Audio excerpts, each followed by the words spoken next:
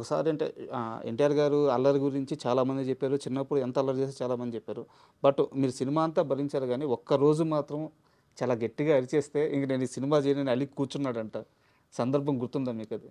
విల్లు ఏదో చేపిచ్చారంట మీరు స్పెషల్‌గా. అంటే ఇప్పుడు శివధనస్సు ఉంటది కదా! ఆ! ఆ శివధనస్సుని షాట్‌కి ముందే విరిచేసాడు. విరిచేసి షాట్‌లో విరాలి. ఆ!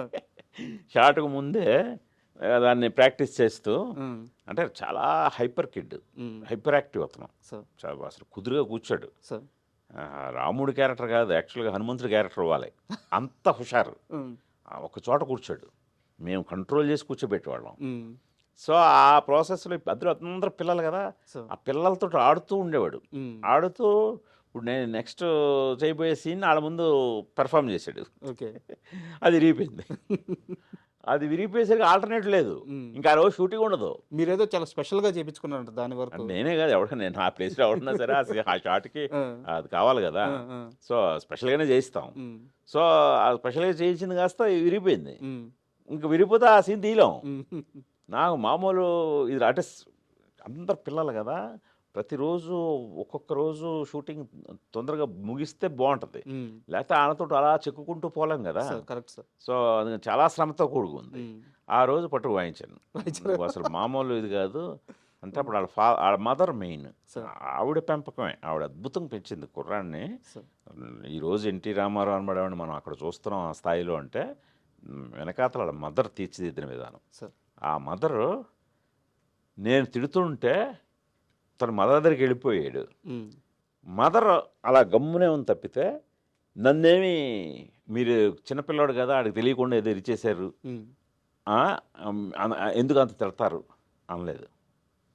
ఆవిడ అలాగే ఉంది డైరెక్టర్ గారిని నువ్వు ఇది చేసావు అంతే. అది ఆయన ఏం చెప్తే అది ఆయన తిట్టినా కొట్టినా పడాల్సిందే సార్. అందావిడ. Great sir. అది మామూలు అది పెంపకం అంటే సార్. యుఫోరియా గురించి మాట్లాడుకున్నప్పుడు పేరెంటింగ్ అని చెప్పి ఒక మాట అన్నారు. ఇది రియల్ ఎగ్జాంపుల్. అంతే అదే ఆ! ఎగ్జాక్ట్గా మన మన ఇప్పుడున్న సినిమాకి అంతే కరెక్ట్‌గా అంతే యాప్ట్ అయ్యే కరెక్ట్ అవును సిట్యుయేషన్. కరెక్ట్. సార్ ఎంత జర్నీ అంటే మీరు ఇందాక అన్నారు రామాయణం తీసిన తర్వాత నేను ఒక 10 మెట్లు ఎక్కానని. బట్ దత్తు గారు నాకు తెలిసి మిమ్మల్ని తీసుకెళ్ళి చిరంజీవి గారికి పరిచయం చేశారు. చిరంజీవి గారు ఫస్ట్ మీకు ఇచ్చిన టాస్క్ ఏంది? అంటే సారీ ఫర్ ఇట్లా అంటున్నందుకు సారీ. వాళ్ళ అప్పటిదాకా మీరు రామాయణం హిట్ కొట్టినా కానీ స్టార్స్‌ని హ్యాండిల్ చేయలేదు. చిరంజీవి గారు మిమ్మల్ని స్టార్స్ నేటి సరిగ్గా మామూలు ఆర్టిస్టులనే పెద్దగా చేయలేదు కదా. చిరంజీవి గారు మిమ్మల్ని నమ్మాలంటే ఆయన ఏదో ఒక మ్యాజిక్ జరిగి ఉండాలి. ఆయన మీకు ఇచ్చిన ఫస్ట్ టాస్క్ ఏంది? ఎలా నమ్మారు మిమ్మల్ని? కథ చెప్పడమేనండి. టాస్క్‌లు వేరే ఇవ్వరు. మనకి ఒక డైరెక్టర్‌కైనా, ఒక రైటర్‌కైనా వేరే టాస్క్ అవసరం లేదు. హ్మ్. నువ్వు ఏం తీయబోతున్నావో నువ్వు చెప్పే దాంట్లోనే తెలిసిపోద్ది నీ సత్తా. సో నేను కథ 3 గంటలు అనర్గళంగా చెప్పాను. బా దత్తు గారు, చిరంజీవి గారు, అరవింద్ గారు వీళ్ళ ముగ్గురు విన్నారు కథ. హ్మ్. హ్మ్. నేను నా లైఫ్‌లో డైరెక్ట్‌గా చిరంజీవి గారిని చూడడం అదే మొదటిసారి. సో సినిమా ఇండస్ట్రీలో ఉంటున్నా చిరంజీవి గారిని ఎప్పుడు చూడలేదు కూడా నేను. సో సో అందువల్ల ముందు వెళ్ళిన వెంటనే కొంచెం ఆ స్టార్ ఆరా ముందు కొంచెం షేక్ అయ్యాను. సో అని చెప్పాను. సార్ మీరేమనుకోదు సార్ నేను మిమ్మల్ని ఫస్ట్ టైం చూస్తున్నాను సార్ అని చెప్పి ఆయన ఆశ్చర్యపోయాడు. ఏంటంటే ఎప్పుడు నన్ను షూటింగ్లో కానీ నువ్వు ఇండస్ట్రీలో ఉన్నావు కదా చూడలేదంటే చూడలేదు సార్ నేను మొదటిసారి చూస్తున్నాను అందువల్ల కొంచెం టైం తీసుకుంటా సార్ అని కొద్దిగా వాటర్ గీటర్ తాగి హ్మ్. హ్మ్. ఇంకా మొదలు పెడితే ఇంకా చిరంజీవి కాదు నా పాత్ర రామకృష్ణ అనే పాత్ర ఆయన పాత్రగానే ట్రీట్ చేసి హ్మ్. 3 గంటలు నేను నరేషన్ ఇచ్చిన తీరికే అదే సిట్టింగ్లో మొదటి సిట్టింగ్లోనే ఓకే అయిపోయింది. ఇంకా వేరే పరీక్షలు అవసరం లేదండి ఎనీ డైరెక్టర్కి కానీ రైటర్కి కానీ హ్మ్. వాడు ఏం చెప్తాడో అందులో తెలిసిపోతాడు ఏం తీస్తాడో. ఓకే. అందులో అలాంటి ఎక్స్పీరియన్స్ ఉన్నవాళ్ళు టక్కన పెట్టేస్తారు. సో అది బట్ చూడాలని ఉంది కథగా చూసుకుంటే ఎంత లేదన్నా అది ఒక కమర్షియల్ సబ్జెక్టే కథగా చూసుకుంటే. బట్ దాని బ్యాక్‌గ్రౌండ్‌లో మీరు చూపించిన అంటే చాలా మందికి ఇది రిస్ట్ అవ్వకపోవచ్చు. రామకృష్ణ అని వాళ్ళ ఆధ్యాత్మిక గురువు. వాళ్ళ గురువు పేరు పెట్టారు. రామకృష్ణ పరమహంస. రామకృష్ణ పరమహంస. వాళ్ళ ఆధ్యాత్మిక గురువు. ఆయన పేరు పెట్టారు. అవును. బెంగాలు నేపథ్యం మొత్తాన్ని ఆఖరికి సందులతో సహా చూపించారు. అవును. అక్కడ ఉండే మదర్ తెరెసా లాంటి వాళ్ళ గురించి ఆ పాటలో పెట్టారు. ఒక కమర్షియల్ సినిమాకి కూడా ఇంత హోంవర్క్ చేయాల్సిన అవసరం ఏముంటుంది సార్? అంటే చేస్తే తప్పని కాదు చాలా అద్భుతమైన విషయం. బట్ గుణశేఖర్ ఎందుకు అంత బలంగా కూర్చుంటారు? ఒక కథ నేపథ్యాన్ని చెప్పడానికి. కథని చెప్తే సరిపోదు. ఇప్పుడు అందువల్ల వాళ్ళకి నచ్చిందండి. సో చిరంజీవి గారికైనా దత్తు గారికైనా ఈ కొత్తదనమే నచ్చింది వాళ్ళకి. హ్మ్. ఇప్పుడు నేను చిరంజీవి గారు రెగ్యులర్గా చేస్తున్న ఫార్మెట్లో ఉమ్, నేను ఒక కథ రాసుకొని వెళ్తే సార్ ఆ, అసలు పూర్తి కథ కూడా వినేవారు కాదు. ఉమ్, అంతే కదా, ఉమ్, "ఓయ్, ఇలాంటి కథలు నువ్వెందుకే తీయడం, మా వాళ్ళు బోడు మంది ఉన్నారు" అనే పంపించేస్తారు. సార్ ఈ కొత్తదనం అంతా వాళ్ళు ఫీల్ అయ్యారు కాబట్టే ఉమ్, నాకు ఆ ఛాన్స్ దక్కింది. సార్ లేదా రొటీన్గా ఆ, చిరంజీవి గారికి మీటర్లో కథ రాస్తే ఎందుకు? సార్ ఇప్పుడు మీరు ఏవైతే చెప్తున్నారో ఎంత శ్రమ అంటున్నారు, అదే నచ్చింది వాళ్ళకి. అది అండ్ నాకు చూడాలని సినిమా చిన్నప్పటి నుంచి చూసిన వాటిలో బాగా రిజిస్టర్ అయిపోయిన విషయాలు రెండు ఉన్నాయి సార్.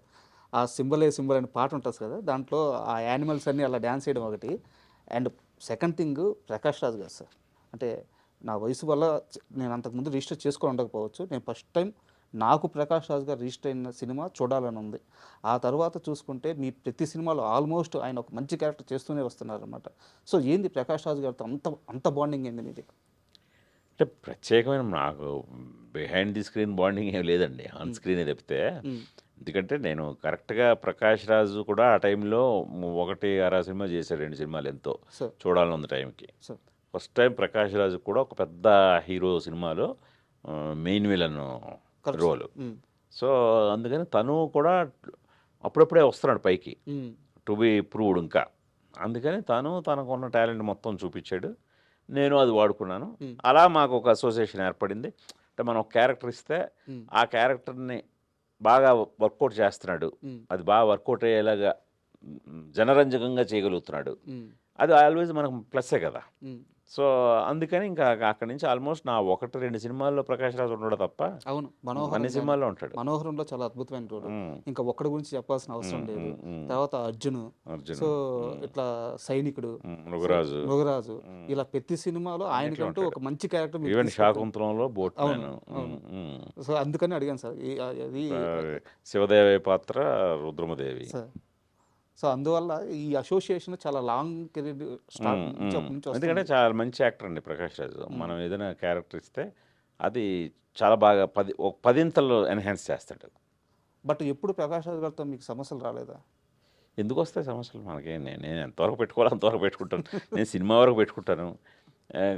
కాల్ షీట్లే ఇబ్బంది జనరల్గా వస్తాయి. అప్పట్లో బాగా బిజీగా ఉండేవాడు కదా. ఉమ్, బట్ కొంచెం నేను కొద్ది పర్టికులర్గా వర్క్ స్టైల్లో ఎదురు ఉండేవాడిని. ఉమ్, నా డేట్లు నావే అన్నట్టుగా. అందుకని తను కూడా అలాగే రెస్పెక్ట్ ఇచ్చి ఉమ్. అవన్నీ అలా కీపప్ చేసేవాడు.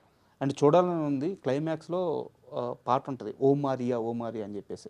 యాక్చువల్గా చిరంజీవి గారు లాంటి స్టార్ హీరోని పెట్టుకున్నప్పుడు క్లైమాక్స్ ముందు ఒక మంచి ఐటెం సాంగ్, మాస్ సాంగ్ ఇలా పడడం అలవాటు. బట్ ఆ పాటలో అద్భుతమైన సాహిత్యం ఉంటుంది. సో రీసెంట్గా ఇంటర్వ్యూలో బోస్ గారు కూడా చెప్పారనమాట, నాకు అవకాశం వచ్చిందని. మీరు ఎలా ఒప్పుకున్నారు? నేను ఒప్పుకోడు కదా, నేనే క్రియేట్ చేశాను కదా. ఆ, అయితే ఆ సిచ్యువేషన్ నేనే క్రియేట్ చేశాను. ఆ లిరిక్స్ నాకు ఇలా కావాలని చంద్రబోస్ గారు నేనే అడిగాను, నేనే చేయించుకున్నాను ఇది కదా. సార్ సో అదేమీ ఆశ్చర్యం కాదు. నెక్స్ట్ అదేమీ రిస్క్ సాంగ్ కాదండి, సార్ అది కమర్షియల్ మీటర్లోనే ఉంటుంది. ఉమ్, కమర్షియల్ మీటర్లో ఉన్న సాంగ్నే ఆయన ఆ ఛాన్స్ని బాగా ఉపయోగించుకొని మంచి అద్భుతమైన లిరిక్ రాశాడు ఆయన. సార్. అది అండ్ తర్వాత మీ సినిమాలు చూసుకుంటే సార్, మహేష్ బాబు గారితో అసోసియేషన్ అక్కడి నుంచి వరుసగా 3 సినిమాలు. ఒక్కడి గురించి నేను ఎక్కువ అడగను సార్, ఎందుకంటే రీసెంట్గానే మీరు ఒక్కడు సందర్భాలన్నీ షేర్ చేసుకుంటూ ఒక ఇంటర్వ్యూ చేశారు. సో నాకు జస్ట్ మహేష్ బాబు గారితో ఉన్న ఆ ట్రావెలింగ్, ఆ 3 సినిమాల ట్రావెలింగ్లో మీరు మహేష్ బాబులో గమనించిన అత్యద్భుతమైన విషయం చెప్పంటే ఏం చెప్తారు? డైరెక్టర్స్ హీరోని మాత్రం చెప్పొద్దు, మీరు ప్రతి ఇంటర్వ్యూలో అదే చెప్పండి, కొత్తగా ఇంకేమైనా మరి అదే అది నేనే కాదు. అందుకనే గుణశేఖర్కే ప్రత్యేకం కాదు మహేష్, ప్రతి డైరెక్టర్కి ప్రత్యేకమే. ఎందుకంటే మహేష్ నిజంగానే డైరెక్టర్స్ హీరో. నెక్స్ట్ అదే తను కూడా కొద్దిగా చాలా వెరీ టేస్ట్ఫుల్ వ్యక్తి. సార్. ఇప్పుడు నేను ఒక్కడు అలా తీయగలిగానంటే 50% క్రెడిట్ తనకిస్తాను, మిగతా 50% నాకు ప్రొడ్యూసర్కి. సార్.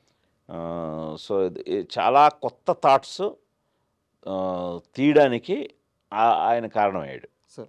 ఆయన ఓకే కాదు, ఆయన డౌట్ ఏమాత్రం వ్యక్తపరిచినా అవి అలా ఉండేవి కాదు.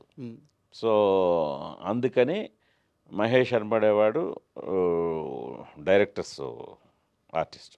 అండ్ నేను ఒకటి గమనించింది సార్, మహేష్ బాబు గారు ఎప్పుడు తన కెరీర్ గురించి కాస్త ఎమోషనల్గా బలంగా కానీ ఎమోషనల్గా కానీ చెప్పుకోవాల్సి వస్తే ఆయన ముందుగా ప్రస్తావించేది ఒక్కడు సార్.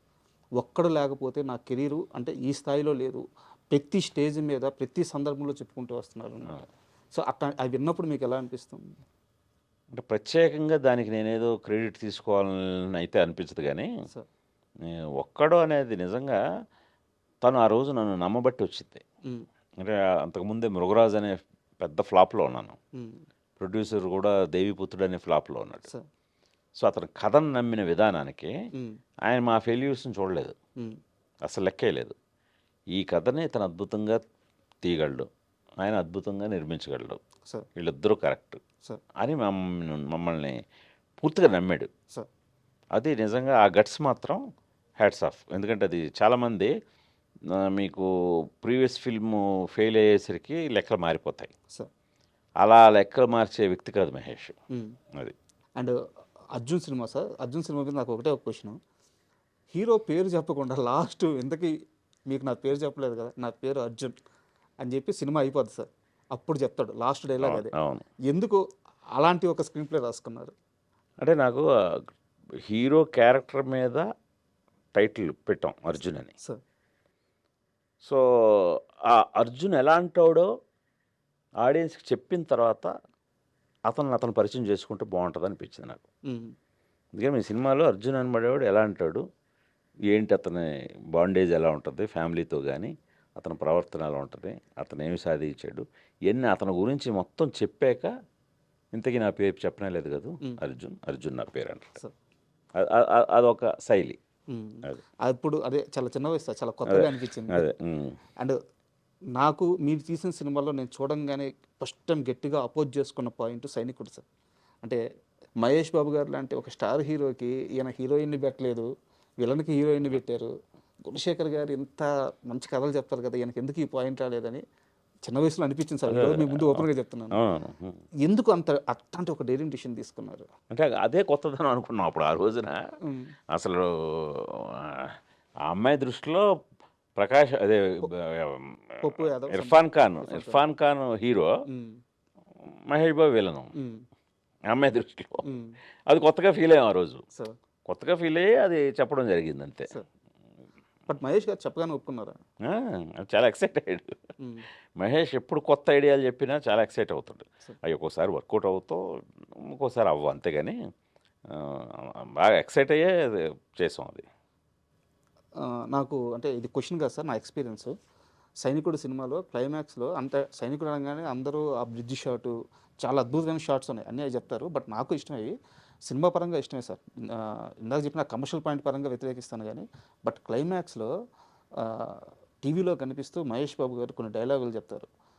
ఇన్నిసార్లు ముఖ్యమంత్రిగా చేసుకున్న సొంత ఇల్లు కట్టుకోలేని వ్యక్తి గారు గురజాల నన్ను అందాగా కావాలని చెప్పేసి ఒక సీక్వెన్స్ ఉంటుంది సార్. ఇంటుంటే గూస్ బంప్స్ వస్తుంటాయి. అదంతా పరుచూరి గోపాలకృష్ణ గారు, సార్, వెంకటేశ్వర గారు, గోపాలకృష్ణ గారు రాశారు సార్. అది మొత్తం ఆ స్పీచ్, ఆ సినిమాకి డైలాగ్స్ వాళ్ళే. అంటే సినిమాకి డైలాగ్స్ రాయడం ఒక ఎత్తు, ఆ పర్టిక్యులర్ సీను పరుచూరి గోపాలకృష్ణ గారు చాలా అద్భుతంగా రాశారు. ఇవన్నీ కూడా అసలు అలా చెప్తుంటే ఆ రోజు షూటింగ్లోనే మహేష్ కూడా ఆశ్చర్యపోతారు.